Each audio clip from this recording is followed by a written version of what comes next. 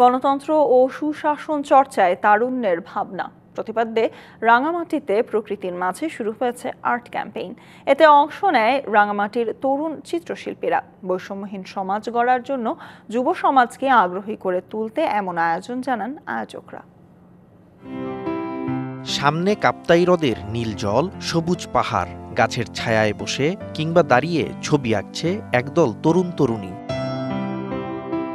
তবে ক্যানভাসে কেবল প্রকৃতির চিত্রই উঠে আসছে না, কেউ বা তুলে ধরছেন সম্প্রীতি, কেউ বা আঁকছেন সুবিধাবঞ্চিত শিশুর ছবি। বৈষম্য দূর করার পাশাপাশি গণতন্ত্র ও সুশাসন নিশ্চিতে তাদের মনের কথা তুলে ধরছেন রং তুলির আঁচড়ে। 2 দিনের এই আর্ট ক্যাম্পে বাংলাদেশ নিয়ে নিজেদের ভাবনা তুলে ধরতে পেরে খুশি অংশগ্রহণকারীরা। ছেলে মেয়ে কোনো বৈষম্য থাকবে না বা জাতিভেদে বর্ণভেদে কোনো বৈষম্য থাকবে না এরকম। শাইনি চুলে এখন হবে সব হেয়ার স্টাইল। সিল্কোর দ্বিগুণ শাইনি চুল প্রতিদিন।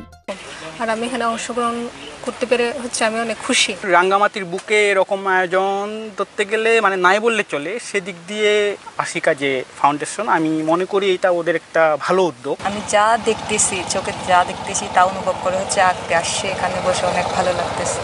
সমতল পাহাড় মিলে সম্প্রীতির দেশ গড়তে যুব সম্প্রদায়কে সম্পৃক্ত করতেই এমন আয়োজন বলছেন আয়োজকরা।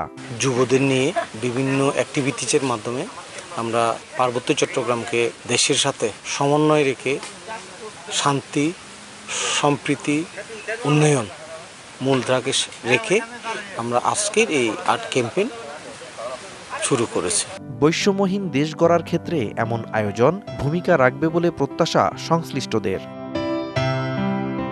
DBC news desk.